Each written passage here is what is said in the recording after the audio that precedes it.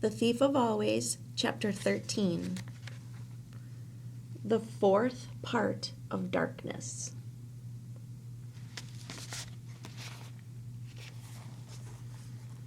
"What happened to you?"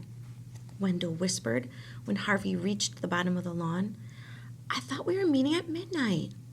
"I got waylaid," Harvey said. He'd intended to tell Wendell what had just transpired, but his friend was obviously nervous enough without being told about Lulu's fate.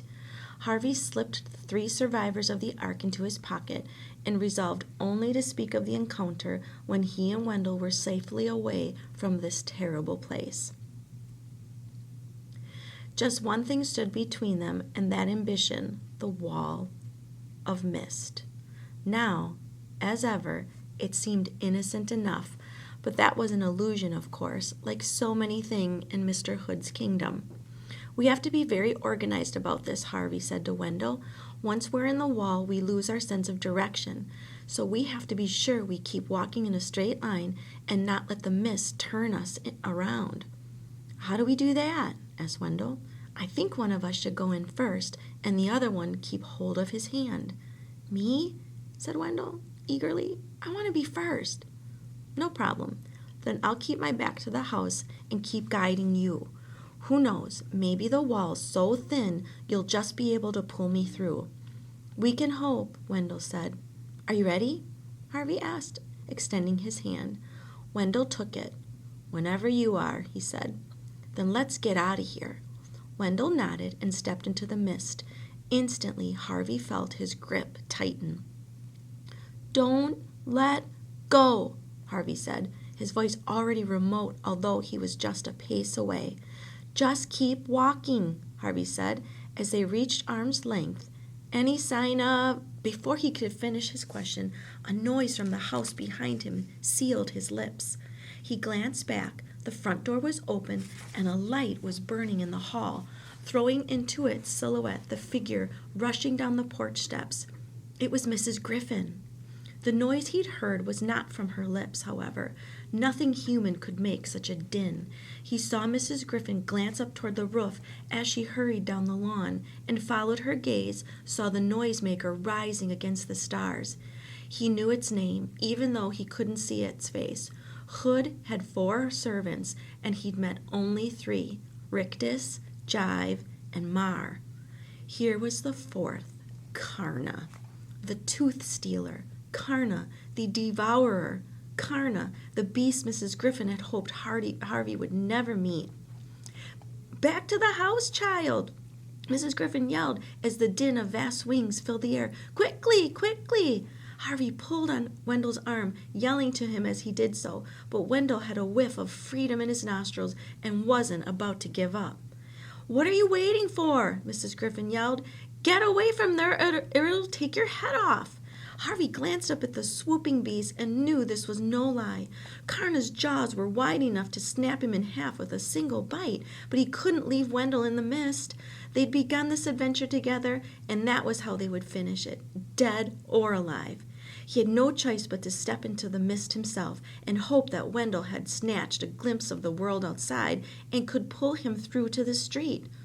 As he took that step, he heard Mrs. Griffin say something about leading the way. Then he was blinded by the chill of the mist, and the sound of her voice became a garbled whisper. Karna's shrieks were not so hushed, however. They pierced the murk, skewering Harvey's thoughts the way its teeth would skewer his head if the beast caught up with him. "Wendell!" Harvey yelled. "It's coming for us!" He caught a glimpse of a figure up ahead of him, then of Wendell's face, smeared by the mist, turning to say, "There's no way out." "There has to be." "I can't find it," Wendell said, his reply almost drowned out by the din of Karna's shrieks. Harvey glanced back the way he'd come, more afraid not to know how close the creature was than to see it, however terrifying the sight. A veil of mist swirled in front of him, but he glimpsed Karna's form as the beast descended. It was the most monstrous of the brood. Its skin rotted and stretched over barbed and polished bone, its throat a nest of snaky tongues, its jaws set with hundreds of teeth. This is the end, Harvey thought. I've only been alive 10 years and 5 months, and I'm going to have my head bitten off. Then, from the corner of his eye, a strange sight. Mrs. Griffin's arms reaching into the mist and dropping Blue Cat to the ground. He's got a good sense of direction, Harvey heard her say. Follow him, follow him. He didn't need a second invitation, nor did Blue Cat. Tail up, it padded off, and Harvey hauled on Wendell's arm to drag him to pursuit. The cat was quick, but so was Harvey. He kept his eyes glued on the bright tail, even when the rush of wings behind him announced that Karna had entered the mist and was almost upon them. 2 strides, 3 strides, 4, and now the mist seemed to be thinning. He heard Wendell whooping for joy. "The street!" he yelled. "I see it!" And the next moment, Harvey saw it too, the sidewalks wet with rain and shining in the lamplight. Now he dared look back, and there was Karna, its jaws a yard from them. He let go of Wendell's arm and pushed his friend toward the street, ducking as he did so. Karna's lower jaw scraped his spine, but the beast was moving too fast to check itself, and instead of wheeling around to scoop up its quarry, it flew on, out into the real world. Wendell was already there. Harvey joined him a moment later. "We did it!" Wendell yelled. "We did it!" "So did Karna," Harvey said, pointing up at the beast as it rose against the cloudy sky and turned to come back for them. "It wants to dive and back us inside," Harvey said. "I'm not going," Wendell cried. "Never! I'm never going there again." Karna heard its defiance, its blazing eyes fixed on him, and it came down like a thunderbolt, its shriek echoing through the midnight streets.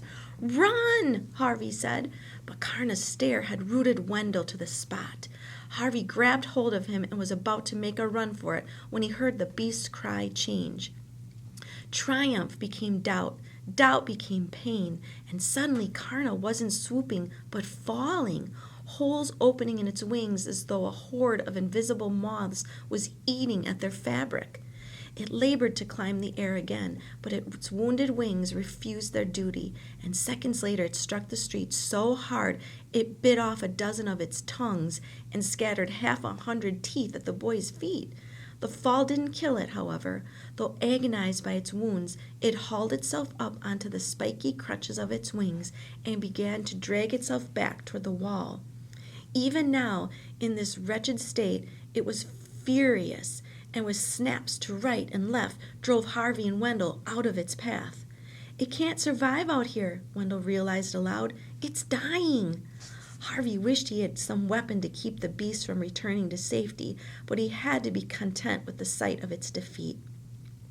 If it had not wanted their flesh so badly, he thought, it wouldn't have come after them at such speed and brought this pain and humiliation upon itself. There was a lesson there, if he could only remember it. Evil, however powerful it seemed, could be undone by its own appetite. Then the creature was gone, a curtain of mist drawn over its retreat. There was only one sign remaining of the mysteries that lay on the other side of the wall, the face of Blue Cat, gazing out at the world that he, like all the occupants of the holiday house, could never explore. His azure gaze met Harvey's for a moment, then he looked back towards his prison, as though he heard Mrs. Griffin's summons, and with a sorrowful sigh turned and traipsed away. "Weird," said Wendell, as he stared at the rainy streets. "It's as though I never left." "It is," said Harvey. He wasn't so sure. He felt different, marked by his adventure. "I wonder if we'll even remember we came here in a week's time." "Oh, I'll remember," Harvey said. "I've got a few souvenirs." He dug into his pocket in search of the figures from the ark. Even as he pulled them out, he felt them crumbling as the real world took its toll on them. "Illusions," he murmured, as they turned to dust and ran away between his fingers. "Who cares?" said Wendell. "It's time to go home, and that's no illusion."